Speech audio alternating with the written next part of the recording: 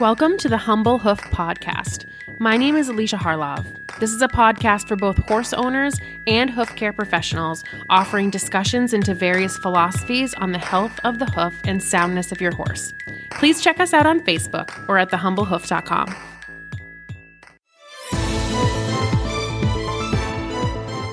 Trying to choose the right supplements for the right horses often feels like a chore, and you have enough chores as it is.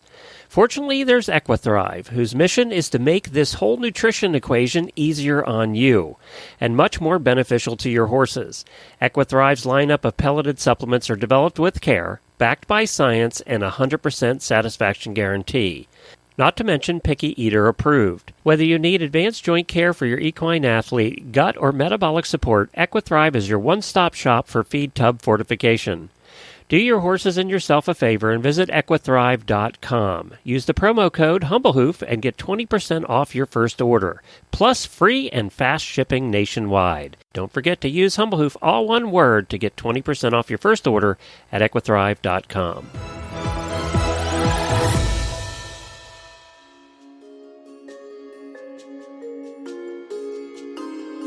A special thank you to our wonderful sponsor, Cavallo. For our Humble Hoof listeners, they are offering 20% off their Cavallo Trek hoof boots using the coupon code HRN at checkout. The Trek is the world's most popular and versatile hoof boot and Cavallo's toughest trail boot, while also doubling as an option for therapy or rehab. The front closure system makes it easily adaptable to various hoof shapes, and the TPU upper design allows for maximum strength while minimizing weight for the comfort and ease of movement for your horse. These are recommended by vets and trainers and also loved as transport boots by barrel racers, show jumpers, dressage riders, and everyone in between. Again, for 20% off a pair of Treks, use the code HRN at checkout at cavallo-inc.com. I don't know about where you are, but here in Massachusetts, it has rained for like a year straight, and it has produced some pretty intense mud. I reached out to Amy Dell-Anthony, who's been on the podcast before, to talk about horse track systems, to chat with me about what she does to manage mud, even on areas that you can't permanently surface. Side note, we also both run track system facilities, so she and I will talk about tracks a little bit in this, but primarily we talk about how we deal with mud in wet environments. So obviously, this is a topic I've had to deal with, and you've probably had to deal with a lot this year, but mud has been the bane of my existence this year. We had an incredibly, incredibly wet summer, and then fall, and then winter, and now spring. So it's just not let up at all. And I know that that's something that a lot of people are dealing with. So I wanted to ask you some questions about how you kind of manage the mud over there. So actually, my first question is, what does your typical year look like in terms of weather? Well, it's changing now. So, we in England, it's always been, wet winters, wet springs, wet summer. It's a very wet country, which is why it's so green and pretty. But, we have a nicer spring and a nicer summer. But more recently, especially this year just gone, I'd say is the worst winter I have ever seen. And this is my 8th winter of running a track livery. And that's been the worst. So I feel like that's the way global warming is maybe going, that we are now just going to have much more extremes of weather, because the year before last we had a massive heat wave in the summer. We had 40 degrees here, which we just don't get. But I feel like we've all got to prepare for what might be our new norms, which is a little bit scary. But our winters are really wet and muddy. Our autumns tend to be the same. Our springs are a bit nicer and summers are a bit nicer. But it's kind of, I think a lot of countries around the world experience sort of the same in terms of mud and weather, especially it seems us horse folk. Yeah. Honestly, this is the wettest winter I've ever seen here in Massachusetts. And I kind of joked with my husband. I'm like, oh my goodness, this is probably what England is like a lot of the time. Because in winter here, usually it freezes and then the ground's just hard all winter. And then we get a bad mud season when it thaws in the spring, but it's not that long. So we've kind of been new to dealing with, obviously we've dealt with mud before, but dealing with this like chronic, constant mud. And maybe it's just because it's something the horses aren't used to, but I've seen some of the worst abscessing and like hoof sensitivity that I've ever seen in the last like 10 years that I've kind of been around hoof care. Is that something that you see a lot in the UK? Yeah, I mean, I technically see more of it because I have horses come to me that I rehab. So, of course, I'm going to see more abscesses and changes because a lot of horses have their shoes off and then come to me. So they're already going to be at a degree of inflammation, which is going to make it more likely. But other than those, we don't see many abscesses here. You know, once the horses are settled, they're all right. But I think a lot of horses in the UK are much more used to it. I would probably say we've had 3 weeks out of the whole winter that were actually frozen. Wow. The rest of the time it's just wet, sloppy mud. So they have to adapt to it. We still get thrush, we still get the softness, soft frog, soft feet. It's going to happen, isn't it? But I think as long as they've got somewhere to get out of it, you know, we typically don't. I mean, here in the south of the UK anyway, in my own personal experience, I don't see tons of abscesses, but I do hear of them a lot on other yards sort of around me that have sort of traditional paddock keeping, where the horses are turned out into paddocks. Right, yeah. And so in terms of mud management, I mean, that's such a huge topic, but I think that there's like almost two veins to it. It's like, how do we manage the horses and how do we make sure that they're going to be as healthy as possible so that they're able to withstand having, you know, wet environment? But then also like, what can we do? Are there things that you can share that we can practically do for you know, barn owners or I guess even boarders, because not everybody has their own property, in order to mitigate some of the mud or at least help during the worst times that, you know, horses can have an area, like you were saying, that they're not just standing in that all the time. So I'd love to kind of chat about those two things. Yeah, of course. I mean, they kind of go hand in hand, especially for me. I've always found it really, really important to make sure, from my perspective, managing it, you know, I'm not forcing myself dragging a wheelbarrow full of hay nets through mud, you know, and hating the track and hating the management and the mud and the winter. And the same for, you know, I have staff and people that work for me, and I'm never going to expect them to have to potentially put themselves at risk, you know, if the mud's really bad. So my fundamental thing, especially with anyone I do consults with, is you have to have an area of hard standing. I don't care whether that's mud mats and it's temporary, or whether you've got your own land and the money and you've built a hard standing area. You know, you do need to have a hard standing. The horses do need to get out of it. And I think this is where a lot of people get tracks wrong, is they will only put up a track without surfaces, which is fine. But they do need an area of surfaces. My tracks are majority on surface, but I have 2 big hard standings at the front of each track that go around my barn, where when the weather's really, really bad, we just put the hay up there. It does mean that they don't move as much because it's not spread out around the track, but I don't want to force them to go out in the mud. And it's all about free choice, right? And letting the horses make the decision. So I feel like if I've got the hay in an area where they can stand out of it, the hooves can get dry, they're not stood in the mud. Also much easier for us because then the poo's on a hard standing and not on the mud. And then they do still go out there, you know, a few times a day for a mooch, a roll, a play. And I feel like for the 3 months of the year, in England especially, where it's really, really bad, that is the key way of how I manage it. Yeah. And we've done a little bit similar here. So our surface track is actually like only 50% surfaced. And what we've switched to this winter because of necessity is when it has been the wettest, I've only fed them on where they can walk through the surfacing and be on a firm, non-muddy area. And at first I was like, oh, I'm not going to do that because they're going to move less. And the area that was furthest from the water where they'd have to move the most isn't surfaced. And then I just realized it's making it harder for everybody involved, like in terms of mucking and putting out hay, but also like the horses don't want to walk through all that and have to, stand in mud just to get to their hay. So that's something that we've adapted, and we're going to try to keep improving it and add more surfacing. But that's, a long-term goal. And I know that on the last podcast you were on with me, you were talking about, tracks evolve over time and we kind of change things as we go. And that's sort of what I've kind of embraced this year. Been like, we're making the best of a really, really wet year and doing the best we can. And then we'll improve as we go. But yeah, absolutely. Do you guys, this is kind of off topic, but do you guys get the frozen mud that's all like chunky and choppy too? Yeah, we do. And it comes suddenly. So you've got mud, and then literally one night it's like, oh, it's going to be -5. And you think, oh no. And you come out in the morning and it's frozen solid.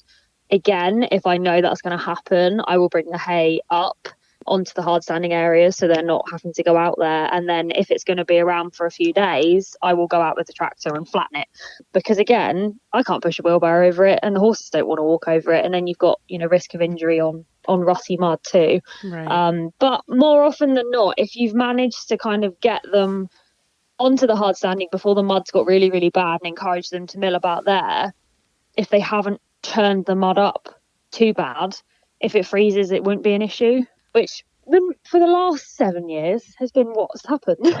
Right. But this winter, it was just relentless. I cannot tell you, I don't think we had 2 days where it didn't rain from October to now. I mean, nearly April. It's just been awful.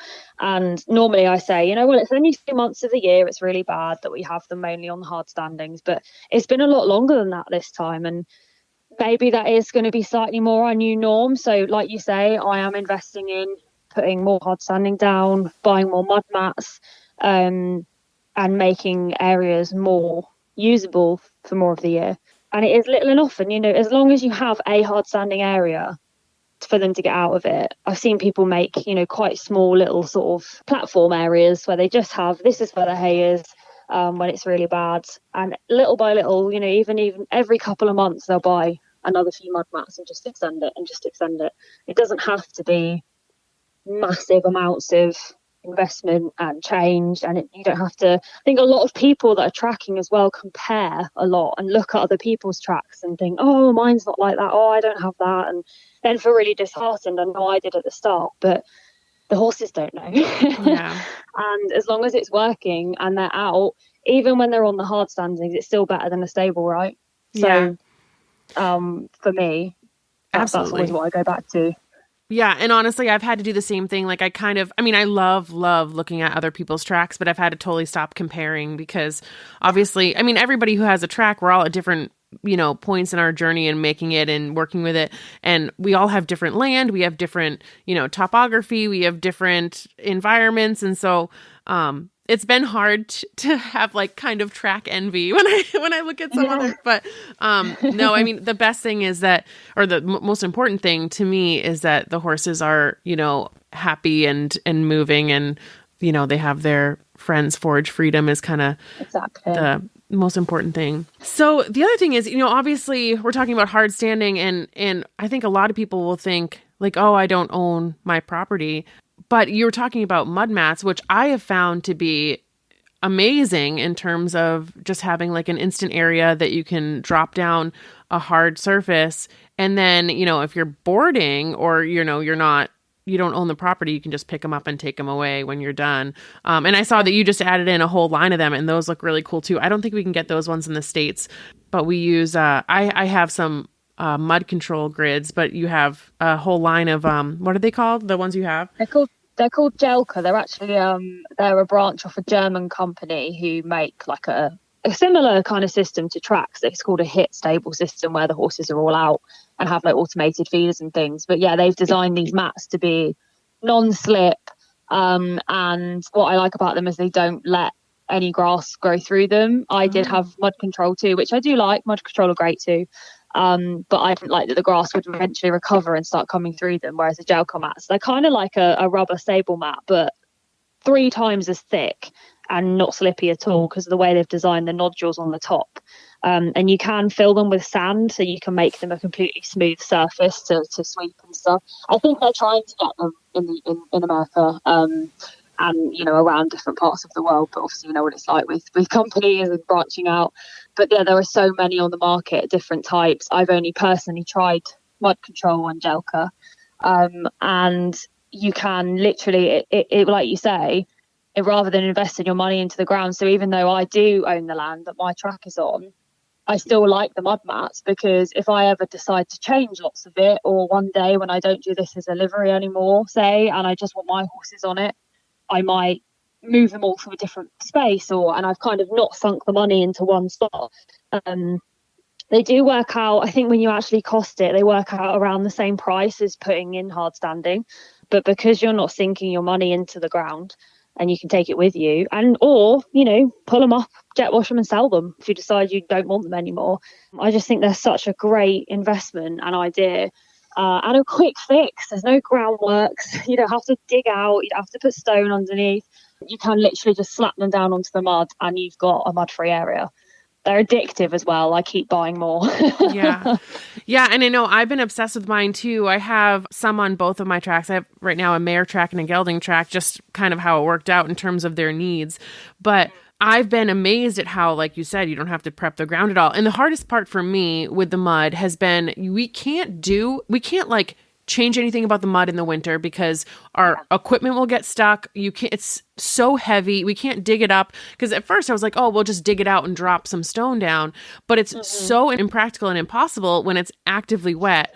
So the mud control grids that I got were just the best solution. I will say, like, one thing that's so hard, and I know that people know this in the States at least, is that they can be very expensive.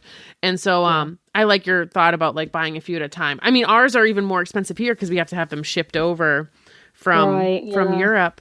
But yeah, I mean, they're worth it for sure. But that's something where I would buy, pallets and pallets if I could just afford them all at once.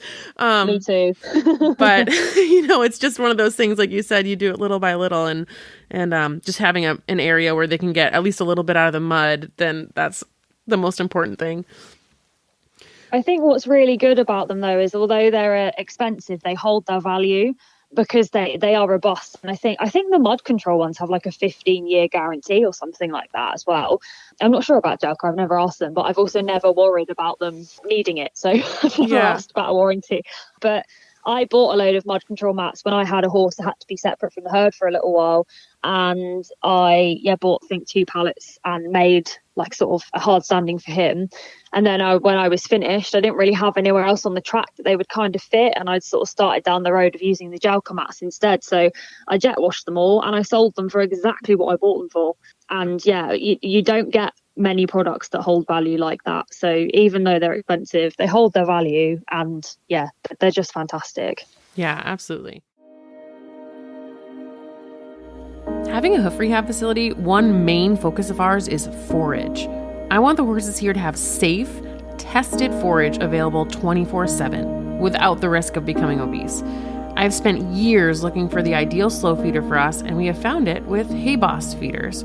When I tell you that my Hay Boss XL feeder has cut my feeding time by 90%, I mean it, and it might even be an understatement. The covered feeders with integrated slow feed nets allow for all my horses here to have access to hay all the time, which is healthy for their guts and minds. They're also not able to completely binge all at once because the nets keep them in check.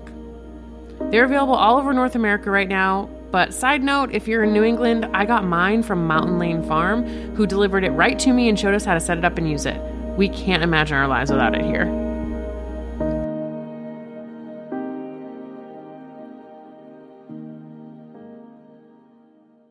Yeah, and I guess, so the big other topic is how can we prepare our horses for what will inevitably be a mud season? Like, how can we make sure that their feet are as strong as possible? I mean, my big focus, as anybody would know who's ever listened to the podcast, has always been, a lot of it's diet. Yes. But, do you put anything on? Do you have anything else that you do in terms of hoof protection for the wet season? I don't. I mean, like you say, diet is the most important part of this, making sure they've got the species appropriate hay that's low in sugar, a balancer that covers all the vitamin and minerals that they'll miss out. As long as they're getting that, fundamentally they should have those things that are going to support the foot from the inside out. You know what it's like being a trimmer. It comes from the whole horse. I think the only thing I'd say that we do differently is I do a lot more sort of claying of the feet and things when it's muddy and spraying, whereas in the summer I would probably don't as much because they just don't get wet and sort of stinky like they do in the winter. I would kind of just sort of do my cleaning stuff a little bit less often. And if I'm riding or exercising, I use hoof boots in the winter, and I don't really in the summer, because by the time it's dried out, their feet are kind of not really changing substrate, if you get what I mean. The track is hard and dry, and so is where I'm riding. Whereas in the winter, often you go from soft track or a little bit of hard standing to maybe riding on the road if that's your only option, and it's a very big change. So I would put hoof boots on for protection then, but yeah, other than that, not really massive differences. I don't know whether you guys do it differently over there. No, similar. I mean, I use a lot of like hoof clay or thrush treatment. And a lot of times I'll tell owners, even just a basic like 50-50 of apple cider vinegar and water and just spraying the feet regularly. Like if you don't want to go buy a million different products, like that will help in making the hoof a less than ideal environment for microbes to kind of take hold. But yeah, exactly. Yeah, I'm very similar. And it's so funny how this year has been for me the most difficult in terms of, I think, horses noticing the ground more. And I haven't seen that in the past, I think because, like you were saying, we didn't often have like such an extended wet season where now they're going from very soft, squishy turnout to then having to move on surfaces that are harder. And I used to always say, oh, no, it's not, if a hoof is strong, it can go over all surfaces. And I realized this winter, especially, that their feet are definitely softer. Yeah. Yeah. And I'm kind of like eating my own words from a few years ago of being like, no, they're fine. Because before, in a normal winter for us where it's, maybe a little wet, but then it freezes and stays hard. Like they didn't notice a difference because everything was hard and then they were ridden on harder ground. And so that's such a good point. Yeah, I've never thought of it like that because we've always had wet winters here. So for me, it's always been, my horse especially, who has metabolic syndrome, coming into winter as well, because we go through September, there's often a lot of hormonal changes with the coat changes. Right. He's on like the best diet, no grass. He will always go ever so slightly footsore. And I do think it is and it happens suddenly in England. We don't just get suddenly a little sprinkling of rain that gradually increases. We're like, oh, it's beautiful, summer's still here. And then the next day, torrential rain, 70-mile-per-hour winds, mud everywhere. And for us, we get a shock. I mean, the horses get a bigger shock because they live out in it, and so do their feet, because there's been no gradual change. Like when you take shoes off and you do everything gradually and you gradually shape the hoof to how you want it to be. The weather doesn't do that. It just goes, winter's here, and now you have to cope with it. So yeah, I've always seen horses go a little bit sort of footy as we come into those seasons, and there are some sort of trimming methods or places that don't believe that that's a thing, but I've seen it in every single breed, size, shape, age, all over the shop. Ones that are on the best diet, ones that are just changing. I've seen it happen because of the weather for years. So I do think it definitely has an impact. Yeah, for sure.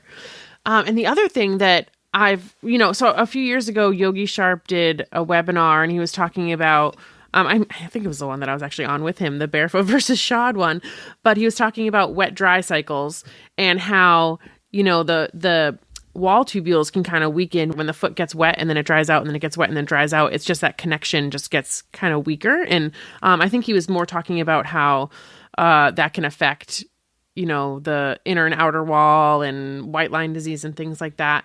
I feel like if the horses that I'm seeing have had a pretty good diet, I don't see as much white line issues. But having dealt with a wetter environment than I do you see an increase in that when there's like mud season? Yeah, I do. I mean, it depends on the horse, of course, and it depends how sensitive they are. But I definitely see, as in my own horse as well, a sudden change in the white line. We never get white line kind of stretch or anything like that because they're not on sugar, so we don't get any sort of laminitic changes. But there are definitely separate weather changes, I think, that can cause those sorts of things too. So I mean, it's the same thing to prevent them. I just make sure, like you say, making it not a great place for bacteria. So keeping the foot as clean as possible. Apple cider vinegar is great. There's various hoof pastes on the market most people use and know about, and just keeping on top of it and stopping it from kind of taking course. I definitely get more on it with the feet as we're coming into winter, because I kind of prepare myself for it all starting again. But yeah. Yeah, absolutely. I know it's gosh, I feel like it's such a widespread thing that I feel like kind of like a kid that's like, I don't know how to deal with this because it's so different this year. And I'm just hoping that we have a drier summer than last summer, because we really didn't have any ability to work on our track last summer with how wet it was. But so frustrating. Yeah. I know. I mean, like you said, 2 years ago, it was similar here. You were saying that you had a drought 2 years ago? Yeah, a big one. Yeah, so we had the same exact thing. We had like 2 years ago was super dry drought, and we had a terrible hay year because of the drought. And then last summer we had a terrible hay year because of all the rain. So yeah, we're exactly the same. Yeah, it's just been really tough. Yeah, and I guess one more thing is that I keep seeing on a lot of the track system Facebook groups. In fact, I was kind of like offended reading some of these comments where people are like, "Oh, tracks are not for winter," because that's literally what I have here. The only turnout I have on my property, other than our small little quarantine area when new horses come in, are the 2 tracks. And so when I read all these comments about people saying that, tracks aren't for mud season or tracks aren't for winter, that's literally what my horses have. And I think that they have done amazingly and through the winter, even with the unsurfaced track that we have, because I didn't anticipate such a wet winter. I will say those horses have been so happy, even with the mud, even with, their muscling has improved. They've moved more from their previous barns. Their feet have even still improved, even with all of that. So yeah, I guess, obviously this is kind of tailored to those who have track systems, but do you have any thoughts on that too? Yeah, absolutely. I think a lot of people think that they don't work in the winter, in mud season. And I think the reason normally is because if they've tried it, they've got the management wrong. So they have continued putting the hay out in all the unsurfaced areas and just letting it become a complete bog. There is part of me that says, well, actually, you do want to do that, but you don't want to do it too much. So this is why you've got to learn how to work with your land. My tracks, for example, I want them up in the winter because I want to get rid of the grass. And the best way to get rid of the grass for the rest of the year is horses moving on it. So you're getting rid of the grass without them eating it. With their feet, they are getting rid of it with the wet and churning it up and destroying it. So although the winter's hard and the mud isn't ideal for us, as long as it's not, past their fetlocks, it's not a problem for horses. And as long as they've got choices to get out of it, then they will, and more often than not, they will still go out into the mud. I would choose that 1,000 times over than the majority of the traditional yards around here that have all their horses shut in for days on end because it's raining and they don't want to ruin their paddocks. And it's really important to say that tracks really do work when they're not surfaced. You don't have to have loads of money and surface the whole thing, because it's only for the mud season that you will struggle with mud. The rest of the time, when it dries out, you have these lovely, clean, flat, mud-free and grass-free areas that are safe for horses. And yeah, we've had a morning like it today where it's probably one of the first couple of days where it hasn't rained heavily and my tracks have dried out, and I'm just like, this is why I let them trash it in the winter, because looking at this now, there is no grass and all my horses are safe and happy and out. And it just makes it all worth it. Yeah. And so again, this is the first year that or I guess the end of the first year that I've owned my own property. And every other time I've boarded my horse, every spring, I've gotten so nervous as the grass starts to come up, and I've watched him like a hawk, and I've been so anxious, and I wake up, wondering, is he going to be lame? Is he going to be sore? And as much as I cried about the mud over the winter, I will say that right now I'm like, oh my goodness, I'm watching all this green pop up in the middle, like in the field in the middle. And I don't have to worry about it on the track because they trashed it all winter. And it's funny, I had a week or two ago, I had actually a consultant come out to talk to me about drainage, because I was like, we need to figure out something so that, we have less water next year on the track. And she had never seen a track before because they're not very common in the States, or at least where I am. And she was like, oh, this is really cool. It's like a sacrifice area, but instead of a small little sacrifice area in one little pen where the horses can't go anywhere, you have like this area where they're moving just as much as they would in like a big field. Yes. And she was like, this is amazing. Why doesn't everybody do this? And I was like, I know, exactly. That's my thought exactly. And it all, it still looks so nice to have the grass in the middle, but you're not stressing about the horses eating it. And you have, a safe area for them to live on all year round. And yeah, I mean, dealing with the mud is so far my least favorite thing of having a horse property, but having some options for them to get out of the mud, and then having those options like the grids and things to put down so that it's easier for everybody else is a game changer. I think it's worth me saying that when I first started this as well, I think the first 4 years maybe, I used to shut my tracks in the winter, in the mud season, because I was so worried about mud and so paranoid about it looking bad and being muddy, and people judging the track and me hating it. I used to shut them off, and then I would gradually let them have access to the middles. Now, because the middles were rested throughout the spring and summer, they were standing hay, so they weren't, grassy short chutes. But I still had way more foot problems because they were having grass, and I still had loads and loads of mud because where they were going in and out of the gateway was awful because it was like all kind of stressed to that one area. And then when I came into spring and I started wanting to open the tracks back up, they were covered in grass. So I used to have to strip graze my sheep around there, or use machinery to get rid of it. And I just sort of one year was like, why am I doing this? I should be leaving it open. The horses would do this for me. Aren't I supposed to be about free choice? I should let them have the option. And a lot of the other horses, while lambie prones and things, really, it wasn't good for them to have access to the grass middles in the winter. And since I stopped doing that and leaving it open, they are all so much healthier and happier. Yes, there's mud. Yes, it drives me mad. But it is so, so worth it for the differences I see in the horses. They're physical, their weight, their coats, their feet, everything is so much better when they're on the track all year. And I have a lot of people arrange to have consults with me about setting up a track or improving it. And it's often this time of year that I get a lot of calls and messages people wanting to book in, which is great. But if they'd called me a couple of months before and set it up in the winter, they would have already done a lot of their work and they would be ready to go into spring with grass-free tracks. And I think that's where a lot of people miss the point. It's not until they start seeing the spring grass and start panicking about it and looking into options and maybe discover track systems, and then they've got to try and find a way to get rid of the grass. So yeah, it's much better to do it in the winter and then just leave it up. Yeah. Don't be scared of the mud. As long as they can get out of it, as long as you can get out of it, it is going to be worth it. Yeah. And one thing I will say on that same vein is that I have seen healthier feet on horses that have been in the mud this winter than on horses that have lived on a grass field in the summer. Yes, definitely. And that's something that I noticed right away this winter is that I had horses come in last year that were grazing and, their feet were awful.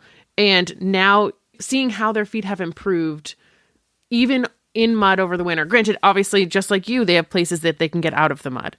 But seeing how their feet have improved has been amazing, and just another kick in the pants that, I need to be more scared of grass for horses that cannot have it than mud. Yeah. So. Yeah, definitely. I used to get so hooked up on the mud. And I think it's also because the lane that I live on, we have like a shared farm lane, and there are 3 other yards down this lane. All the other 3 are traditional. One's private, 2 aren't. And I know that they look at my track, and when it would get muddy, they would start talking and go, oh, look at that, look at the state of that, those poor horses. And I would feel really upset and attacked and be like, oh, I shouldn't have any mud. It should be pristine and lovely. When actually now I'm like, come look at my mud. Come look at how much happier and healthier my horses are than yours. Yeah. Despite it. I mean, it is, the proof is in that. And in an ideal world, I probably wouldn't have any mud, but with the horses, they love it. They love rolling in it. Oh, yeah. As soon as it rains, I have a mostly white horse who spends most of the winter brown because he loves it. He just rolls in it. They have a sand pit. They have 2 massive indoor bedding areas. And where does he roll?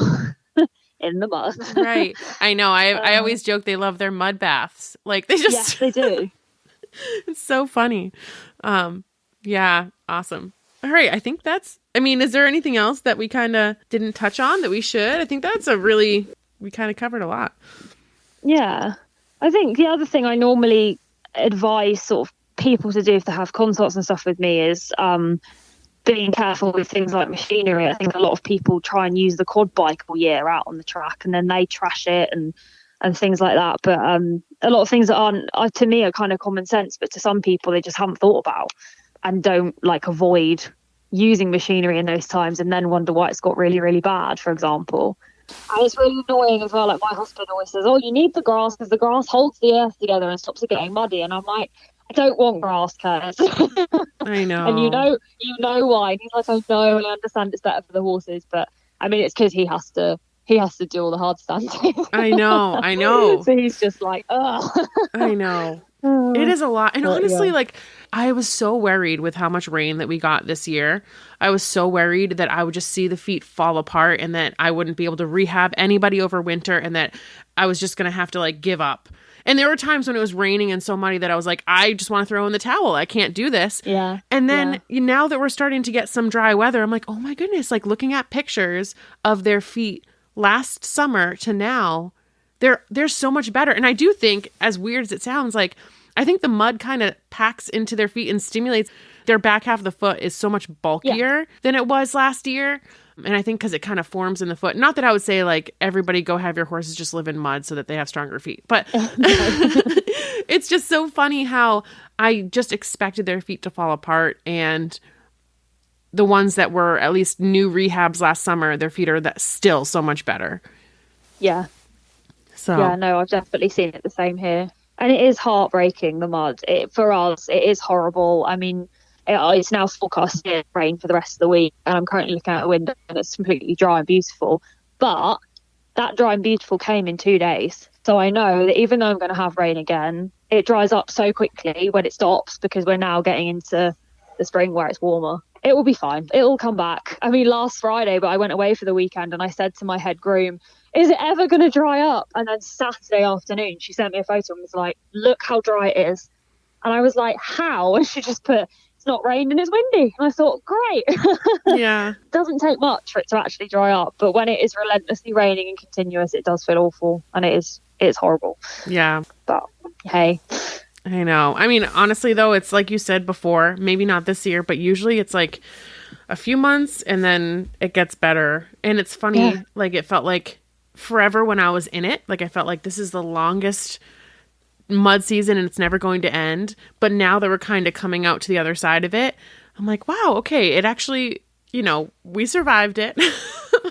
Yeah. We're okay. So, yeah, but it feels really long in the moment. I just feel smug about how much I don't have any grass on the tracks, which is amazing. I've got less this year than I did last year. And that's because last year the winter wasn't as hard, so it wasn't as muddy and they didn't turn up as much grass. Whereas this year they're they're proper dirt tracks, and that's exactly what I want. Yeah. Saves me a lot of work with a tractor as well. Exactly. I know last summer, because it was raining so much, we had so much grass continually growing. I was rototilling my track over and over because it kept growing and nothing was killing it. And now I'm like, oh, I don't think anything's growing this year. Yeah, I know. So it's gone. Yeah, right.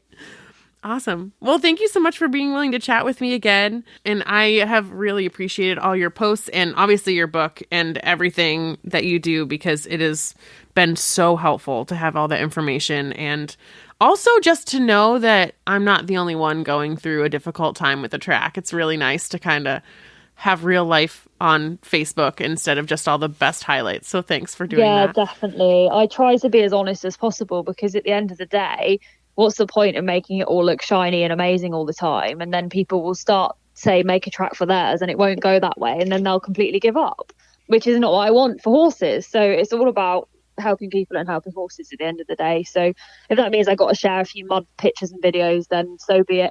Yeah, absolutely. Awesome. Well, thank you again so much. Lovely to speak to you again. Oh yeah, you too. Have a great rest of your day. You too. Bye. Bye.